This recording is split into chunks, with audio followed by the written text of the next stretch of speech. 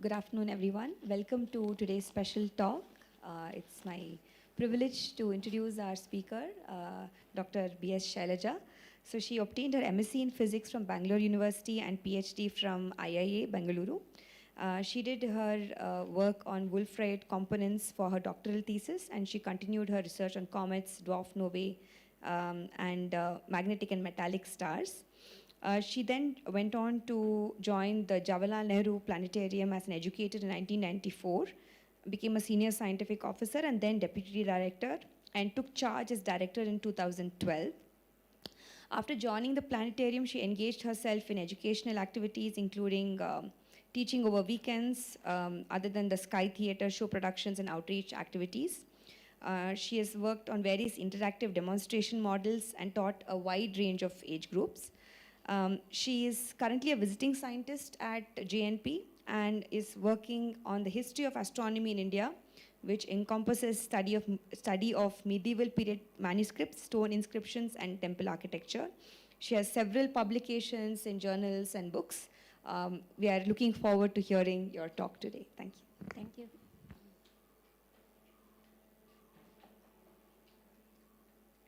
I hope I am audible. So let me thank Raman Institute for giving me this opportunity to tell about some subject which requires sufficient knowledge of history as well as the stars. So eruptive stars, as you know, come in variety of names. Supernovae is the one which is very popular. Then we have recurrent novae, which will keep erupting once in, say, 80 years or 100 years or so. And usually people look for the records of those in old observatory logbooks and photographs and so on. But I'm searching for that in an unusual source. The source is the Astrolabe. So first, let me explain what is the need for this kind of a study. In the context of the nova that's likely to erupt any time now. So the recurrent nova is called T Borealis, and it's in the constellation of Borealis, which is here. And this is T, this is the brightest star. This looks like a crown, so it is called corona. And there is a corona in the south also, which is called Corona Australis. So this is Borealis. Here you have the brightest star of the constellation, and this is the location of the variable that we are talking about now. This erupted in 1946, which was well documented. Prior to that, it erupted in 1866 also. So considering a periodicity of 80 years, they have calculated that it should be erupting any time now. And a recurrent nova will usually have a white dwarf, which is getting the mass accreted from a companion, which is a lead type star. And so the accretion rate is basically the criterion for deciding the repetition of the eruption. So you have a lot of studies done on that. The models also have been provided based on the accretion rate between 10 to the power of minus 8 solar masses per year to 10 to the power of minus 7 solar masses. And therefore, they think that 80 years is justified, and so they, based on that, they expect that it should be happening this year. And the pre-eruption signatures they are looking for, and it's already done.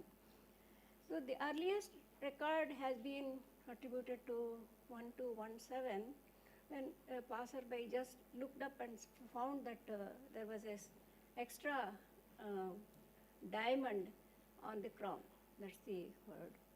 And then later in 1787 also, there was a record by an astronomer. So these were the past records of this eruption.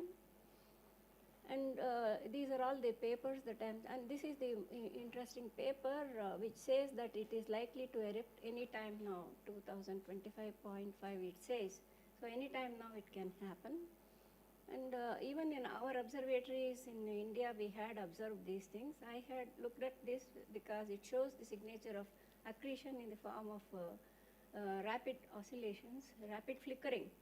And so in that context I had observed, but Anupama and Prabhu, they also had observed this for the H alpha variability and so on. So that is the reason why we have interest in this particular star, and so we should be looking for it. Next comes the second part of the title, that is the astrolabe. So the astrolabe is a very handy device, and I made one. Here it is. Volume is low, so maybe on the blouse or something maybe better. Up. Yeah, higher. It's slipping down. Yeah. Can I just move to Yeah. the blouse? Now it will be louder. Okay. Thank you. So this is an astrolabe which I made myself. As you see there are different parts of this, so I can unscrew this and then open them and show the different pieces. And the task of the astronomer is constructing the plate. You see the circles there, they are equal azimuth and equal altitude plates. Those plates are very important, and so you need to, this has become very tight. So I think I can show like this only. And these are the circles which you see here, which I have drawn. And I must remember Professor Vishweshwara, who brought a cardboard model of this from some observatory in the US, and said that look at this instrument, it looks very handy, you can use this for teaching and other things. So this was in the late 90s. We didn't have much access to the internet and so on. So I studied this instrument and understood that the job of the astronomer will be to prepare these equal azimuth, equal altitude circles, and then this is the other rotatable disk, which is very it is called the rete or the star dial, and there the names of the stars are marked. And the particular instrument he brought was from somewhere in the US, latitude 40 degrees, and it changes for our latitude. So I prepared this for our latitudes, and he was kind enough. Planetarium did not have much money then, but he was kind enough to sanction money to get this done in brass. So that is how it is with me today. And all these designs, etc., I copied from that template, whatever was provided, because that would give me a very nice graduated circle in the outer rim. So my job was to prepare this star dial and equal azimuth and altitude circles. So now let's see how this works. This has on the back side a triangle for reading out the sign. You can measure the angle, find out what's the sine and cos of that directly on this. And this is the viewing tube, which has two holes here. This is a sighting tube. Suppose I want to measure the time of the day, I need to hang it like this and move this till the sunlight passes through both these things and goes there, so that it is aligned to the sun. Then I read this angle, go to this table, this triangle, and read out the corresponding time. It is graduated. And this side, the position of the sun is marked for the year. If you know the date today, you can read out what is the longitude of the sun here. And then come this side, move the circle has the ecliptic, so that it fits with the angle and the position. Then move this, then you can find out the time of the day. So this is the procedure which was adapted by navigators. So the navigators were using this. This would be hung in the ship. So in the daytime they can do this very well. Absolutely no problem. But in the night they were using this with same exercise with the help of stars.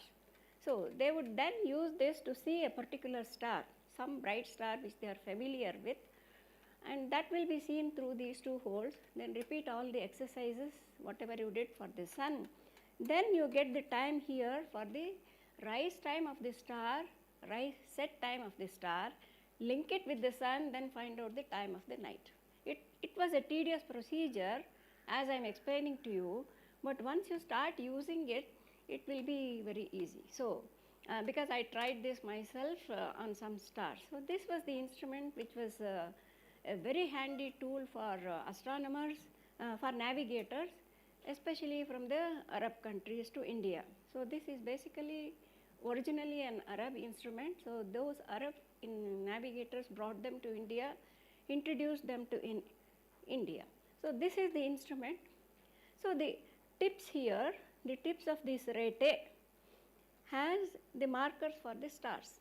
So the names of the stars are also engraved here, as you see there, the ecliptic ring. And so if it is written Arcturus here, I will move because I can see Arcturus in the sky. I will move till I am able to see Arcturus.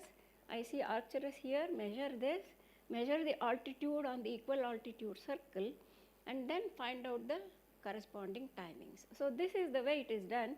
So all bright stars, very bright stars, which you can very easily recognize even if it is partly cloudy, only those stars are included in this. So that's about this instrument. And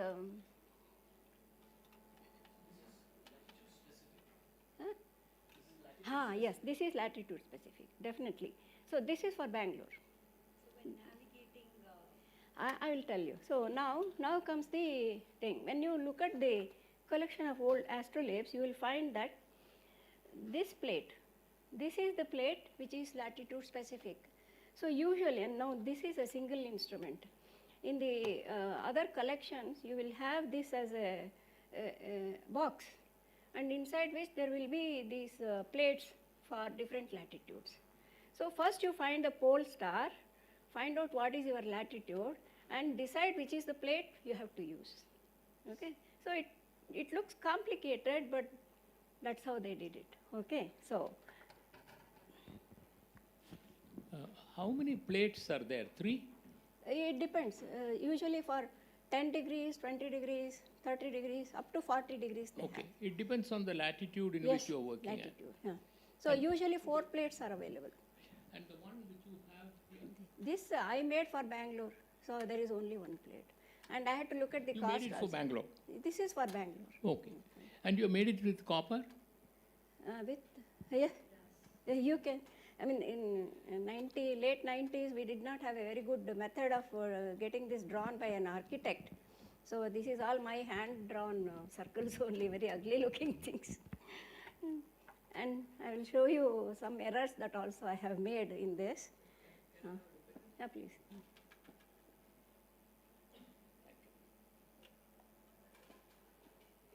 So you have these plates available. They are available as a stock, as a stack of 4 or 5 latitudes. And the interesting thing is, on the reverse side of that, they will list names of places. So around 30 degrees, what are the different towns from Asia, mostly from Asia, what are their latitudes, that is written down. Okay. We have these made in Sanskrit also. They will have mostly Indian cities names with latitude listed. Latitude will be listed sometimes as degrees minutes, sometimes as palabha. Palabha is a quantity which is used by Indian astronomers, equivalent of latitude. It is actually 12 tan phi, that's it. Okay. So that is how it is done. And because these were very popular, the Indian astronomers assimilated this into their studies very quickly, and so we have very interesting history here. Al-Biruni records that in 11th century itself, they were already aware of this kind of an instrument. And interestingly, when you look at the catalog of these astrolabes, by 12th century, Gujarat was very familiar with this instrument. They already were using it. That is quite understandable because I think they were directly dealing with the customers from Arab countries over the sea. And by 15th century, we have astrolabes made in Rajasthan. And then, of course, Jai Singh, he was very encouraging this. He had a team set up for this, so he had a workshop also. And by about 19th century, even people in Punjab and Varanasi, they also were making astrolabes. So there were many astrolabe makers in India, and they were quite popular. And we have books written by Mahendra Suri. He is a Jain monk who was in the court of Toghalak, and he wrote a book on how to use an astrolabe. And he called astrolabe as Yantra Raja because it's the king of instruments. It's such a handy instrument, so he called it Yantra Raja. And then his student Malayendu, he also wrote a commentary on how to use this particular instrument for observations. And we have again another person, Padmanabha, who also has written a book on using this. But the instrument itself, that old an instrument, we do not have any piece left in India. And then we also have Mathuranath Shukla, who was in the court of Jai Singh, and Chandi Dasa and Damodara, they were in Gujarat. And there was a family of people from Lahore. So these were called as Lahore astrolabes. They were very popular. And this person, Aladad, he was the one who started the first one, I think, because we have a astrolabe by him available in some museum.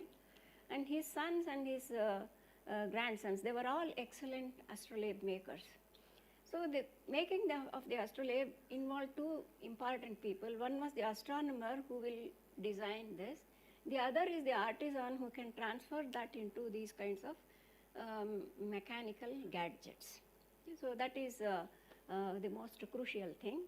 And all these astrolabes, I am able to make that kind of a statement because they are all seen all over the world. In several museums they are there. And I am indebted to this work by Professor S.R. Sharma, who has collected, he has worked for over 3 decades, going to every museum and picking up the sample, understanding it, and he has written down all the details. This is downloadable in 2 versions. One version will give you only the text. The other version, which is very heavy, will give you very high resolution photographs of this, which I used for my studies.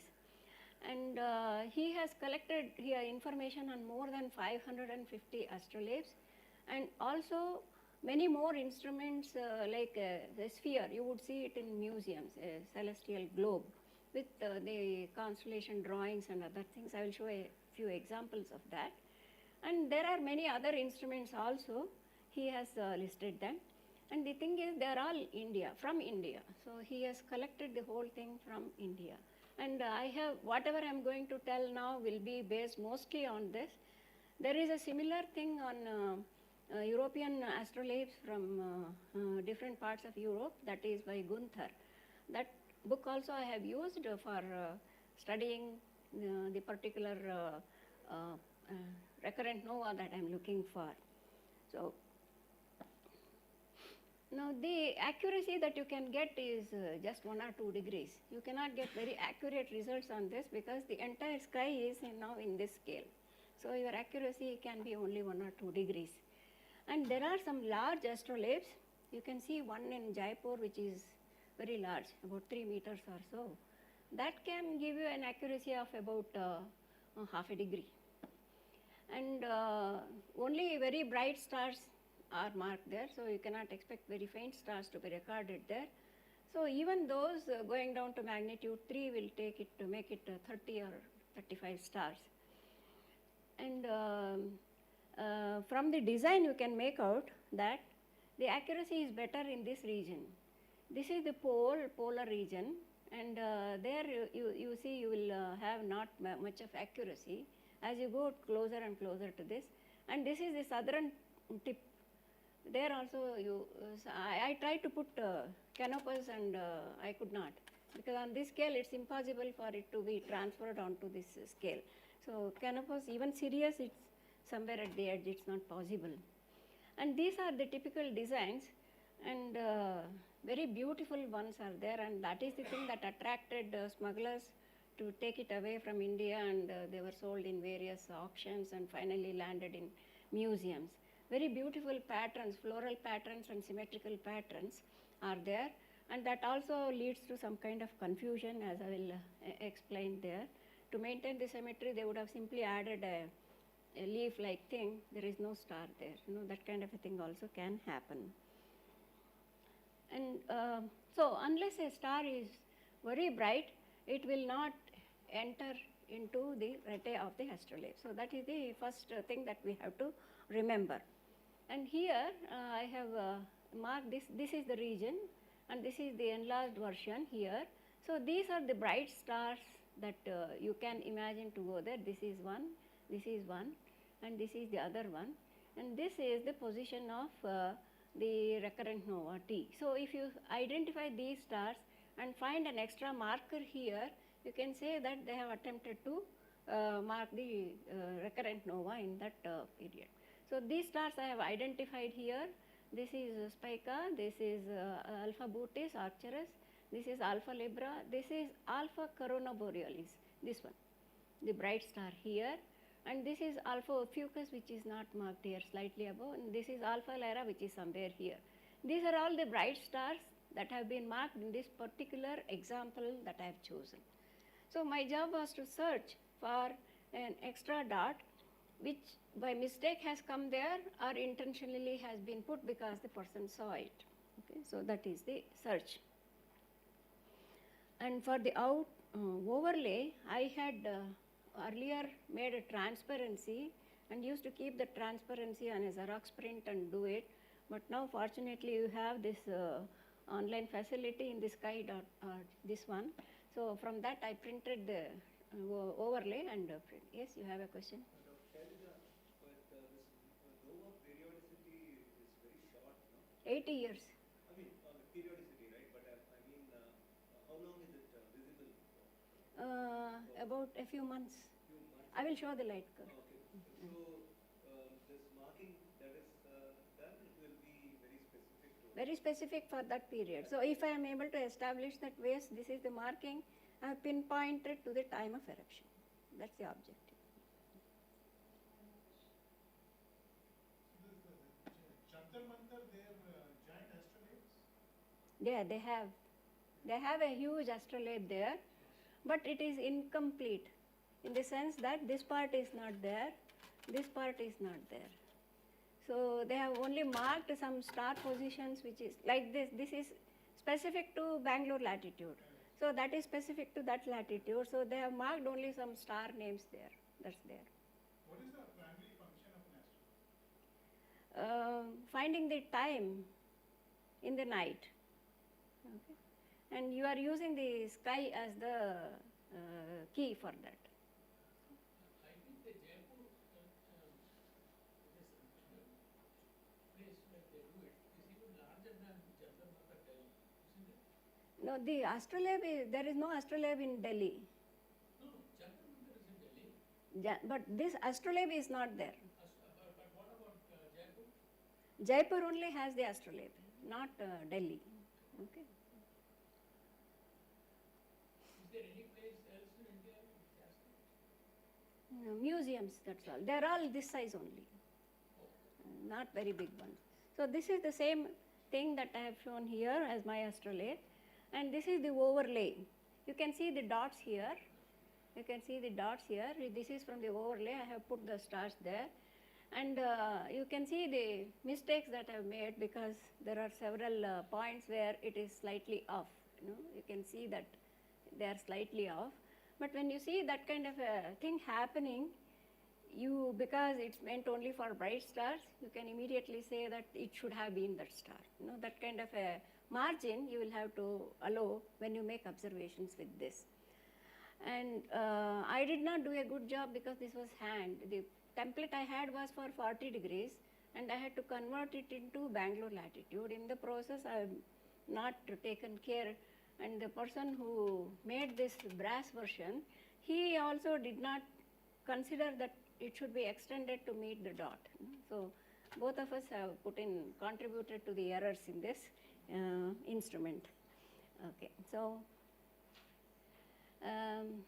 okay, I forgot to mention. I carried this astrolabe to Delhi.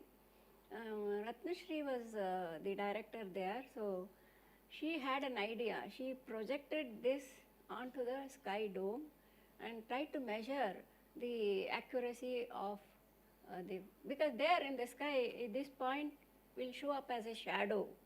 So you can make out where the tip and where the star is, and the errors, as I said, is 2 to 3 degrees. They were off by 2 to 3 degrees. Okay, so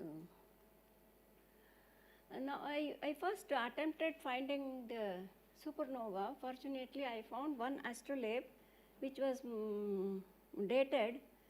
Okay, on the reverse side of the astrolabe here, usually they will put their name, date, etc.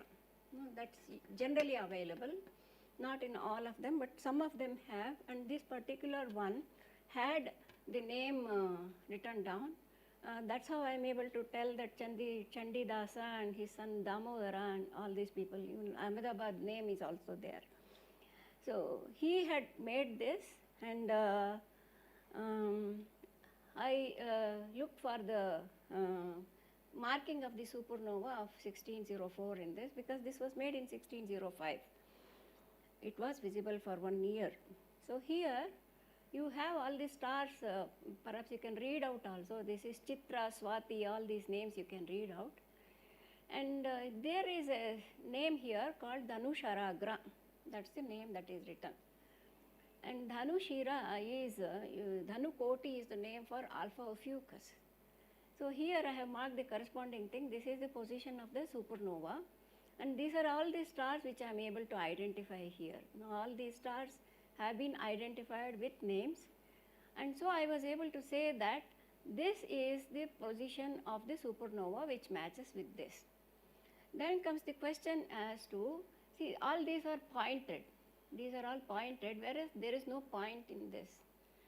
Now the person who makes this with metal, he has to allow for some kind of a link between the two circles. So here, see this and here, this is one, and this is one. So whenever it overlaps with this is the circle of the ecliptic. So he has attempted to stick it like this, and so this probably is the position. So that's the logic I used. And so here I have shown it very clearly. So these are the 4 places where you can see that he was not able to cut it very sharply. So same is the case here. And so I was able to place it here. But when this catalog was prepared by Professor Sharma, he consulted some persons who were knowledgeable about the names of the stars in the Indian method.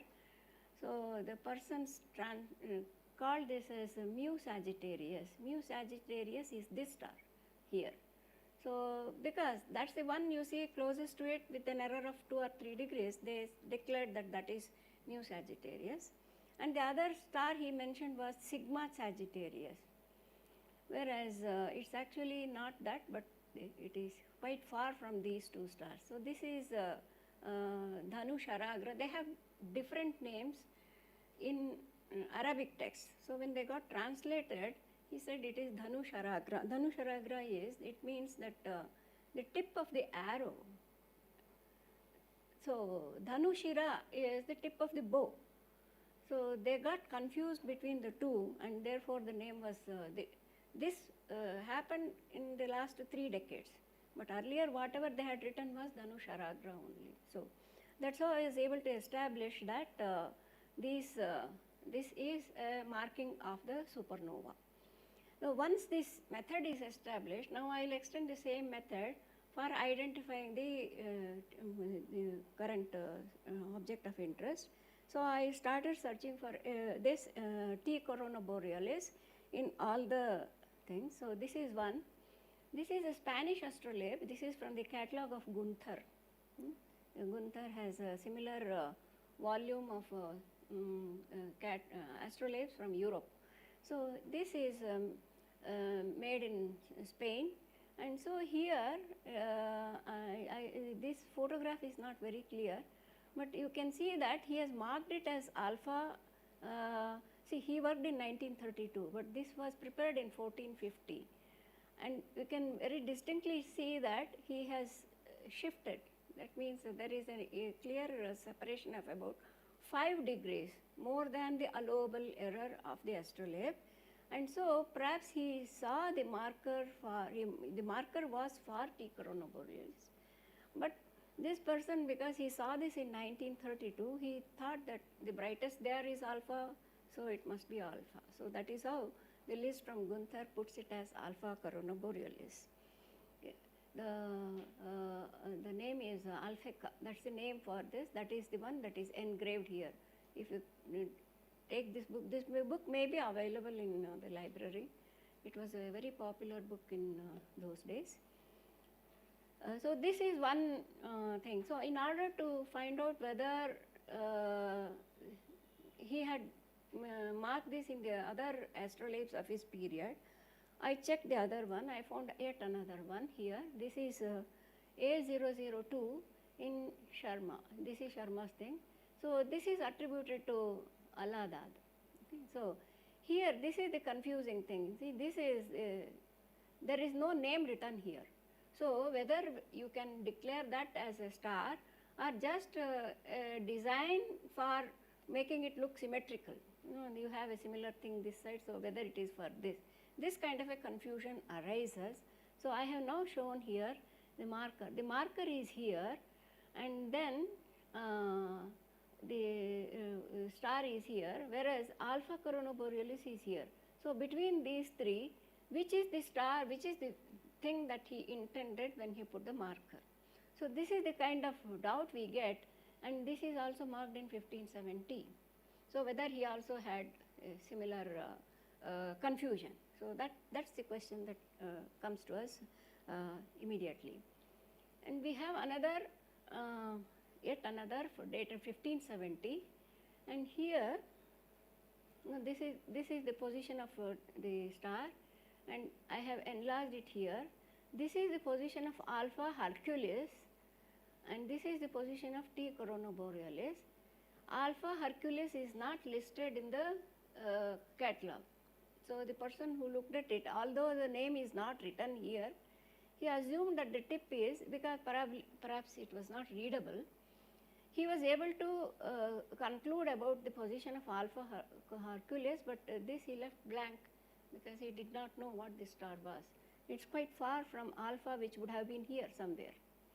So this is another case. So we have now 3 cases for 1570. So we can say that in 1570, T Corona Borealis definitely showed a eruption event. So this is one case. Okay, these Lahore family members were known for making celestial globes. So this is a globe which is in Rampur, and a close-up of this is like this. They are not very professional drawings, but this is the position of Corona Borealis here. This is Hercules. So you can count the number of stars, but then look at the clarity, it's not very good. So you cannot make any meaningful measurements with this kind of a globe. Although I did find a couple of extra dots in this, in some globes, I discarded them because I cannot guarantee any positional accuracy on these dots. But the interesting thing here is that Hercules is depicted as a female.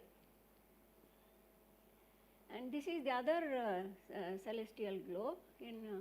Now here also you can see here, all these names are written here, Marichi, Swati, all this. And this is called Vishakha Matra Mandala. That's the name given for Corona Borealis. It's called Vishakha Matra Mandala. That's the name given. So in the astrolabes like this, they would have put VMA abbreviation. So you have to understand that they are referring to Vishakha Matra Mandala. So that's how you have to understand the, because they cannot put the long names on the small space available. Engraving is very difficult. And you must see, okay.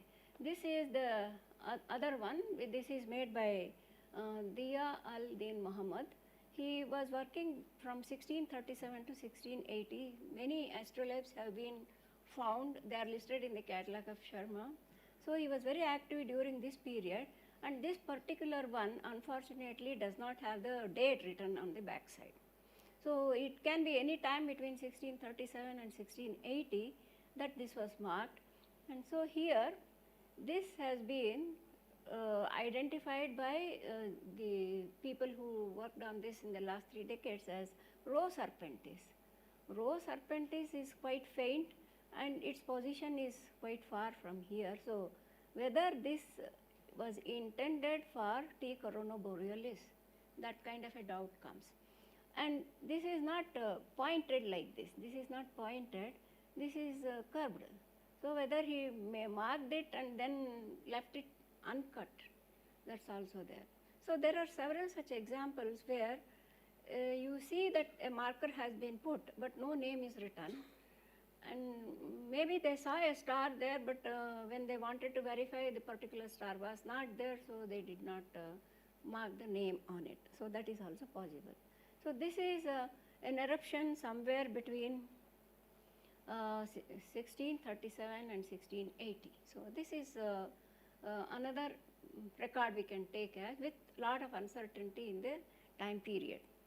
And there is another interesting thing which was made in the state of Rajasthan by Haridatta, and it was fabricated by Lakshmi Narayana. Haridatta was the astronomer and Lakshmi Narayana was the person who actually he was perhaps the person, mechanic kind of a person who prepared this. And here you see this is the position of the star T, and there is exactly an arrow pointing to this dial, and there is no name written on this. So we would have taken this as a positive sighting of the star, but for the fact that this is dated October 1903. There was no eruption of the star in this period. So how do you explain this? Now this is a close-up view of this. So alpha is quite far away and this is pointing to T exactly. And the other stars are all matching fairly well. So how do you explain this? There can be two reasons for it. One is that these people, Haridatta and his father, what was his name? His father also was a very Jaya Krishna. He was also a good astronomer and he also has several astrolabes to his credit. This Lakshmi Narayana is common for both. Maybe he was the mechanic who actually had fabricated these things. There are several other astrolabes in which this portion is left blank. There is no star marked. So he had no intention of marking even alpha because he considered that also not bright enough to be going onto the star dial. In that case, why did he put this? So either the father or the son, one of them made this but kept it aside saying that this may not be useful right now. The eruption was in 1866. But subsequently they used the same star dial and then got the date engraved on that for that particular year. So that is one possibility, in which case we will have to look for other sources, namely suppose they had a logbook or they were both in Rajasthan. So if any other information is available about them, whether they prepared a paper drawing of the star dial, whether they actually observed and marked some numbers on that.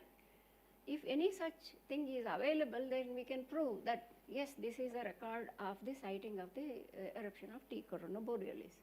So this way, in these astrolabes, we have been able to see so many markings. So one now has to look at these star dials very critically.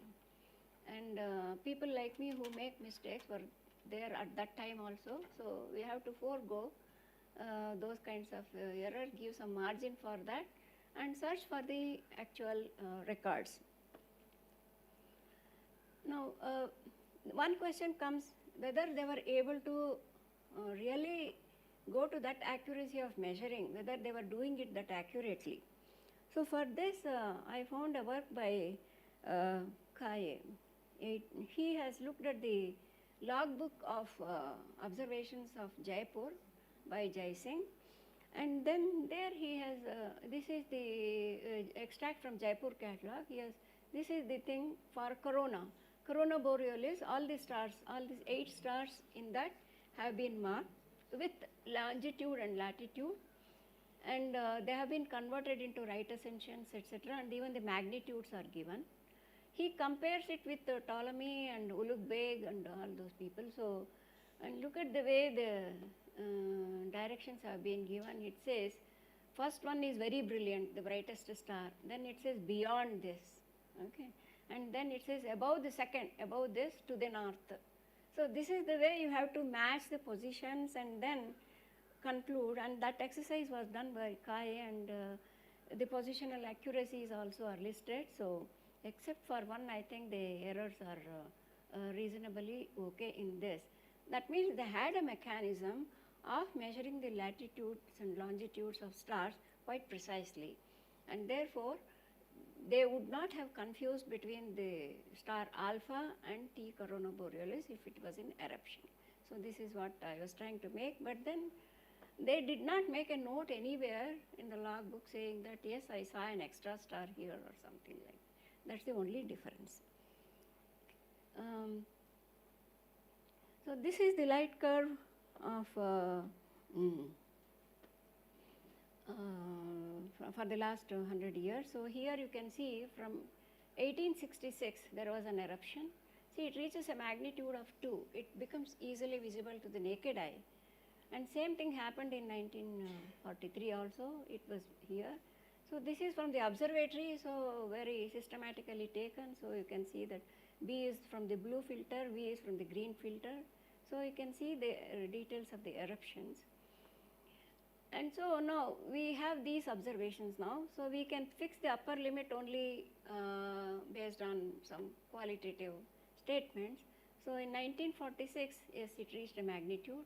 In 1866, yes, it reached a magnitude of 2. 1787, it's not so explicitly given, but we can say that it was brighter than alpha, so it should be 2. And for the year 1670, we have an error of plus or minus 20 years, because he worked for almost 50 years. So we do not know when he fabricated it. And 1570 also, because one of them says approximately 1570. So we can say about plus or minus 5 years here. So although we can say that the difference is 80 years, but then maybe there was some delay in between, in which case you will have to go back to the model and work out how the periodicity needs to be established for the current one. So the current eruption becomes very important now. Now just before the eruption here, you can see there is a high state. And about 10 years before this, it brightens to a very high state. So 10 years before this, it has already happened in the most recent one was in 2015. Then pre-eruption dip, there is a dip here. That also they have been able to identify in April-May 2023. And very recently there was a report on detection of short flare in 2024 November. So all these are pointing to the fact that any time now the star is going to erupt, and therefore a study of the previous records become all the more important. So that is why I decided to take up this study, and these are my conclusions. So we have records of these things. So the only idea is that we can use these voluminous catalogs which have been prepared taking a lot of pains both by Gunther and Sharma for identifying the variable stars and for predicting the future eruptions of possible things. So these are now a new source of information other than the observatory records. So this is what I wanted to convey to you. Thank you. Yes. Every time an astrolabe is made, there is a record of the date it was made on that. In some of them, they put the name of the persons, the date, everything. They give in Shaka, so and Kartika, Bahula, something, all those dates are given. That's how I was able to get that supernova thing. The date is very precise. They have given the date. What are the implications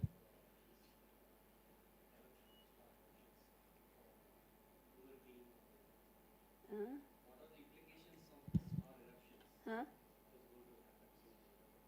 I heard the first half of the sentence. You said, what are the implications of the eruption?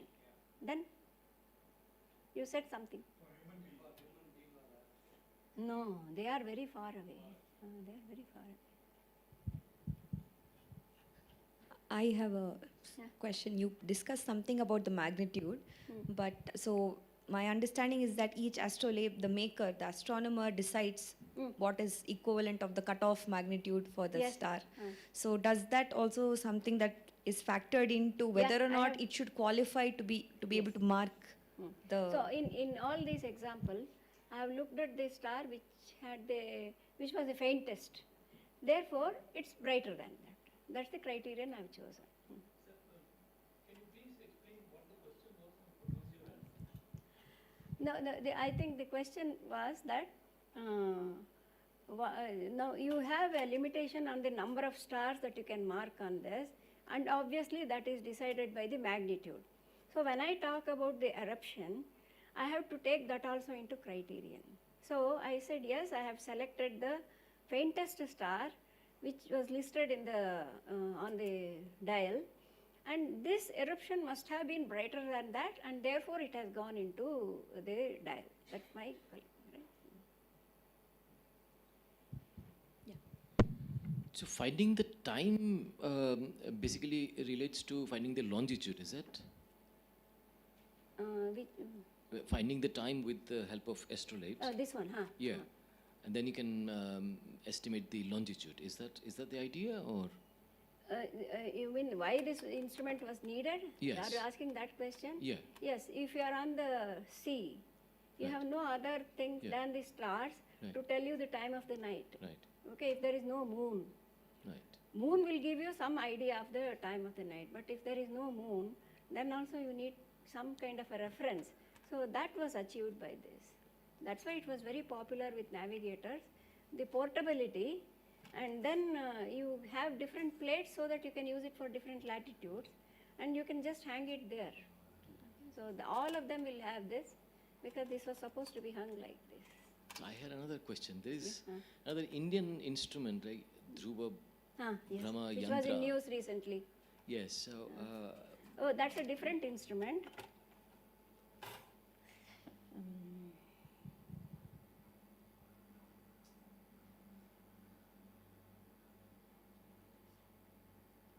This one.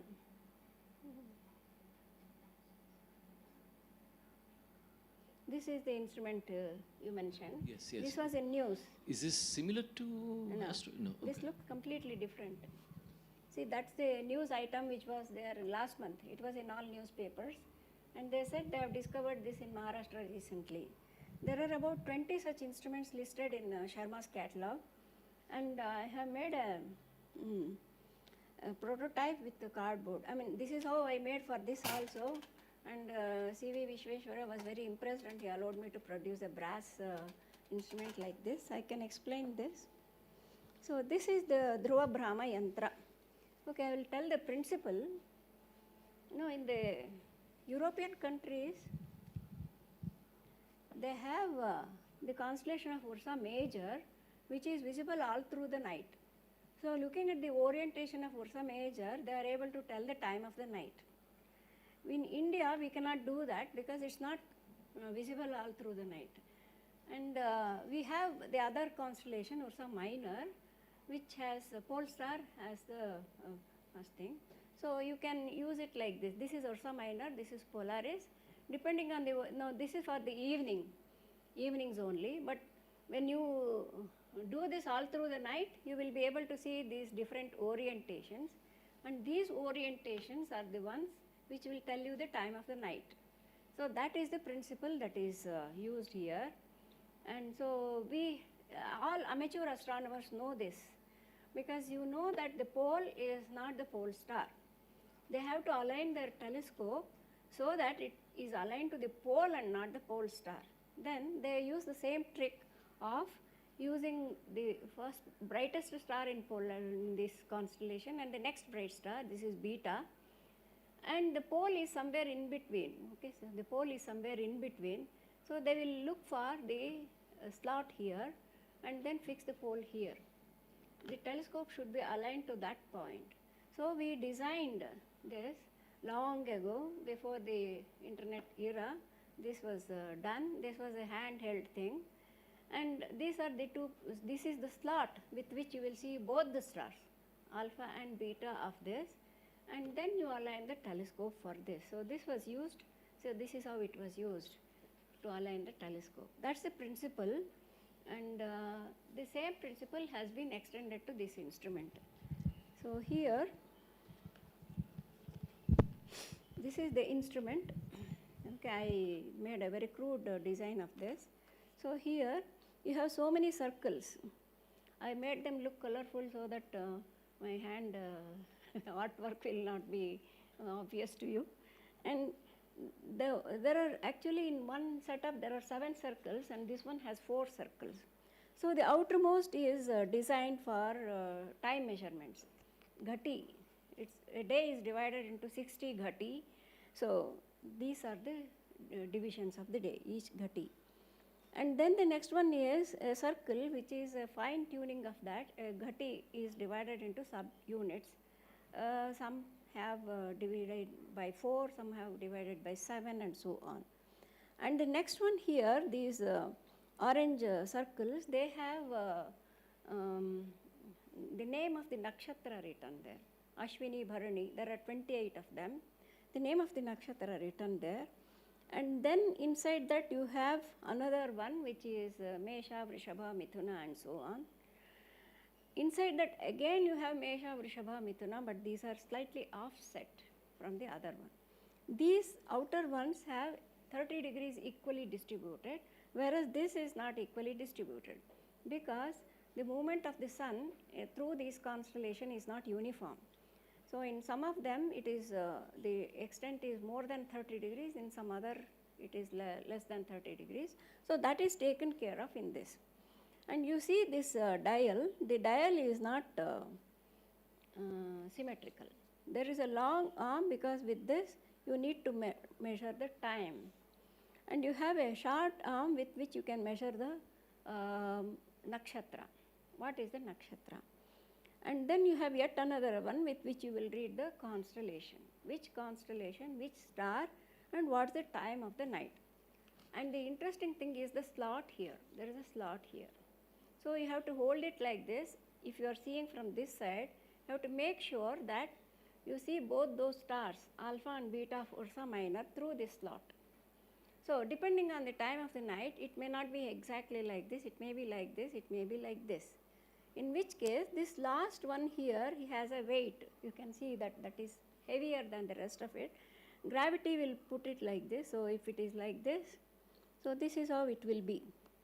Now this angle is important. So this exercise you will do at sunset. At sunset, you mark what was the time marker here. These are numbered 1, 0, 1, 2, 3, 4. And at the time of your interest, sometime in the night, you come down and see this again. And then let's say it has changed. This gives you the interval after sunset. So you have measured the time. And what about this? This will tell you the second one. This one will tell you which is the constellation which is rising. This is called the ascendant or the lagna. So in the night, how do you measure the time? It is measured in units of lagna. They call it as lagna. So which is the constellation which is rising? So that information is available. And this is the star which is on the meridian. So that has a number there. Along with it, there is a number. And this is a very crucial thing.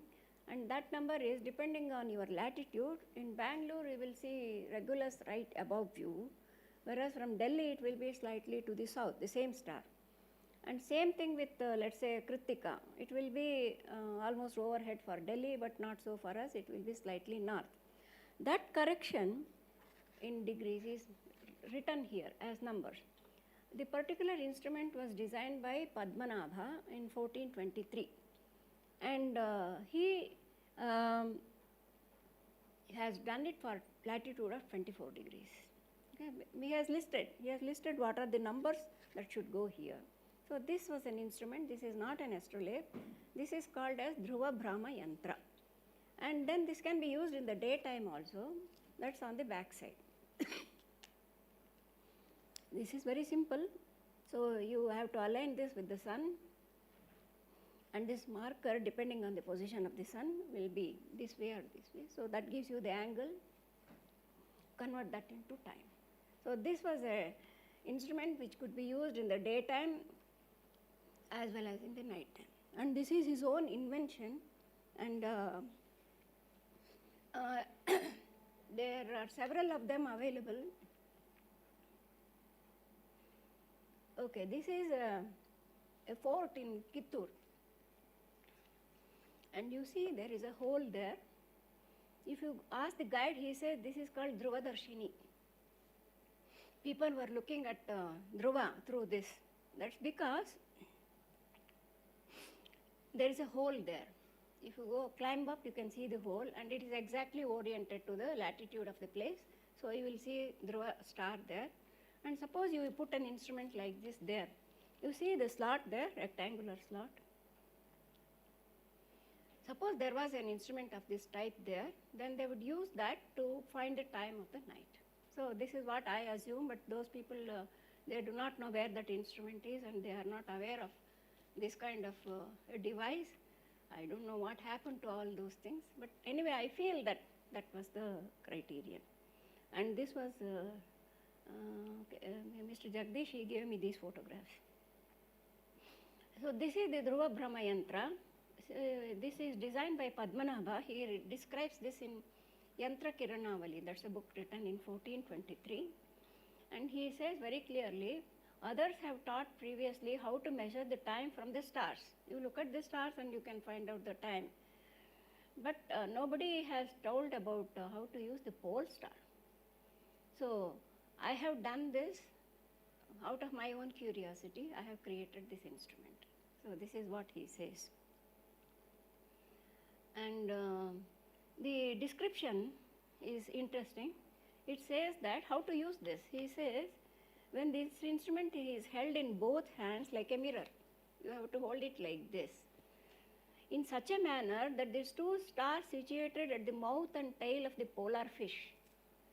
There is a fish corresponding to the pole. The mouth and the tail both should be visible here. That's what he says. See simultaneously through the sighting slit. At the tip of the eastern pointer can be seen the ascendant at that moment. So that is the description. That is how you have to use it. And which is this Dhruva Matsya, Dhruva Timi. Timi is the fish. So which is Dhruva Timi. So I imagine, nobody knows. There are no drawings of constellations in any book. So I have imagined it to be like this. So this works. So this works. So I think this instrument was basically meant for that. This is a very beautiful instrument, and as I mentioned, Sharma lists 20 of them in the catalog, and what they have found in Maharashtra will be the 21st perhaps. And there may be many more hiding somewhere, and it should be interesting to see this, especially the numbers written here, which tell which is the name of the place, which is the latitude of the place. And usually here, the name of the person also will be written. That gives you some historical background, plus maybe the name of an astronomer who designed it and whom we have forgotten. That also may be available. Thank you. Yeah. Where is the pole star in this configuration? Oh, sorry. That's the pole.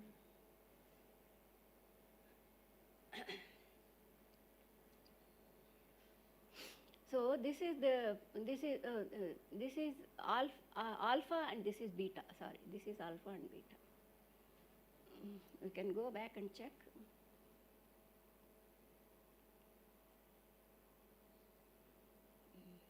Here. This is alpha and this is beta. Okay. So if you go back to that fish.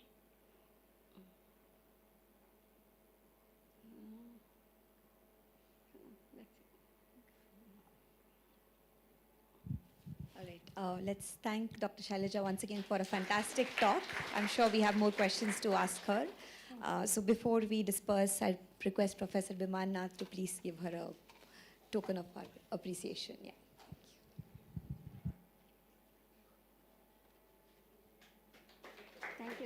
Thank you. Thank you so much. Thank you.